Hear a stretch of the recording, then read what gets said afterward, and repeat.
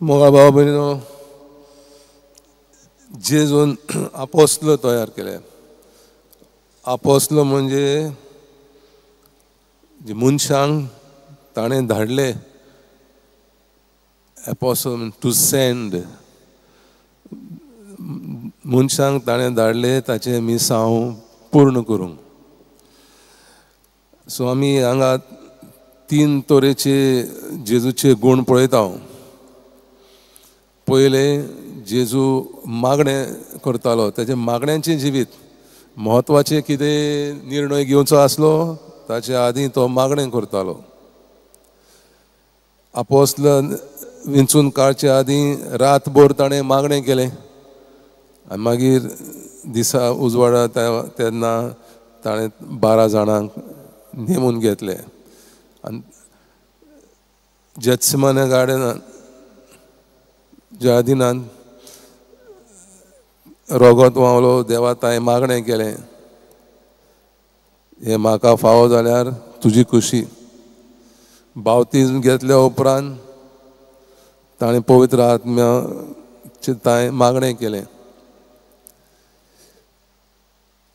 ताचें प्रिचींग, प्रवचन दिवपाचें काम, पिकोवणेचें काम करचे आदीं सांजचो मागणें करतालो. दीसभर मागीर पेकयता मनशांक आदाराक पावतालो. तो मागण्यांचें जिवीत आमी क्रिस्तांव जाल्यार आमकांय आमी हे मागण्यांचें जिवीत जियोंक फावो. दुसरो गूण आमी पळयता,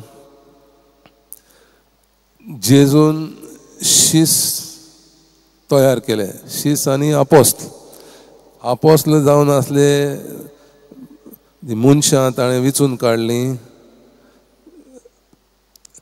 ते खांपरी मासडी दवरताले दोयऱ्याक, उत्सांबोळ दोयऱ्याचो फुडो करून आपलोच जीव त्रासान घालून मासडी रांपोणकार दवरतात. तसल्या धाडसी मनशांक ताणें विंचून काडले. आनीक एकटो दोतोर आसलो, आनीक एकटो बिजनसमॅन आसलो. जिन्सा भाशेन मनशां कोणूच परफेक्ट न्हय.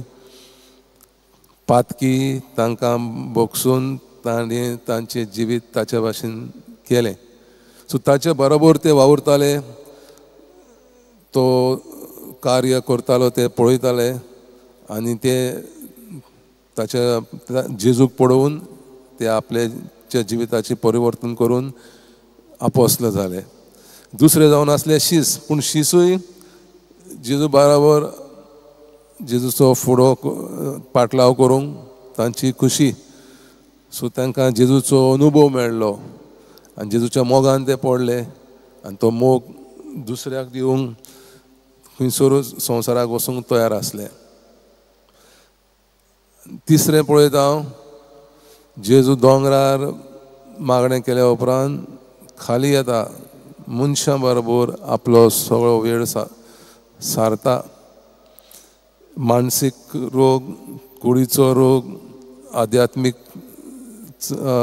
जिवनाक जेजू पेकोवणें दिता, मनशांचें परिवर्तन करता, तांचें जिवीत देवा ताईं संपूर्ण करता. सो हे भाशेन आमी जेजूचो अनुभव आमकां मेळ्ळो जाल्यार, जेजूच्या मोगान आमी पडले जाल्यार आमी ताचे शीस म्हूण सोजमता. आनीक आमी हें बरेंपण आमकां मेळ्ळां, बेसांवां आमकां मेळ्ळें आनी ती आमी दुसऱ्यांक दिवंक फावो. कित्याक आमचे हात भरलेले आसात बेसांवांनी आनीक घेवंक जायनात. सो जेन्ना आमी दुसऱ्यांक दिता तितले पावटी आमचीं काळजां मनां देवाचीं बेसांवां मेळोवंक उक्तीं जातात. आनी हेच सांत पिटर क्लेवरान जिवीत केलें. आपलें मोठवाशी जिवीत तो जियेलो.